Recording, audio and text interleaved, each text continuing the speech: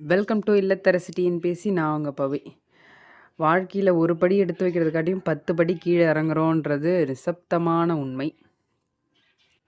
உங்களுக்கான கோலை நீங்கள் தேர்ந்தெடுங்க. அப்போ தான் கண்டிப்பாக அதை சொல்லுவாங்கள்ல, போதை வேணும் அப்படின்னு.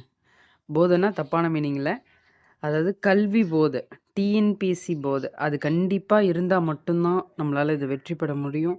நம்ம பாஸ் ஆகிடுவோம், படிச்சிருவோம் அப்படின்லாம் நினச்சாலாம் வெற்றி பெற முடியாது. கண்டிப்பாக டிஎன்பிஎஸ்சி முன்னாடியே அந்த செவத்து முன்னாடி நின்று ஒரு ஃபோட்டோ எடுக்கணும் அப்படின்ற ஒரு போதை நமக்குள்ளே இருந்தால் தான் எவ்வளோ பெரிய பிரச்சனை வந்தாலும் ஆனால் இப்போ நம்மளுக்கு இருக்கிற போதை என்னவாக இருக்கும்?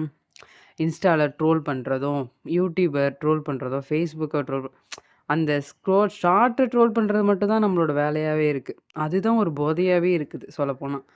அதுலேருந்து மீண்டு வரணும். உங்களுக்கான கோலை நீங்கள் தேர்ந்தெடுங்க. இந்த 3த்துல உங்கள் எஜுகேஷனை பொறுத்து. தடுமாறும் இடத்தில் தடம் பதிக்க நினைங்கள். அப்போ தான் உங்கள் கோலுவை அச்சீவ் பண்ண முடியும். தேங்க்யூ ஃபார் வாட்சிங்.